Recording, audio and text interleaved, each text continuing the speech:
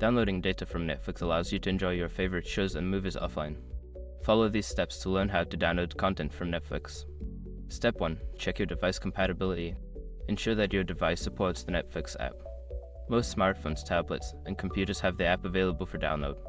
Step 2. Install the Netflix app. If you haven't already, download and install the Netflix app from your device's app store. For computers, you can use the web browser to access Netflix. Step 3. Sign into your account. Open the Netflix app and sign in with your account credentials. If you don't have an account, you will need to create one. Step 4. Find downloadable content. Browse through the Netflix library to find shows and movies that are available for download. Look for the download icon next to the title. Step 5. Download the content. Tap the download icon to start downloading the selected content. Once the download is complete, you can access it from the downloads section of the app.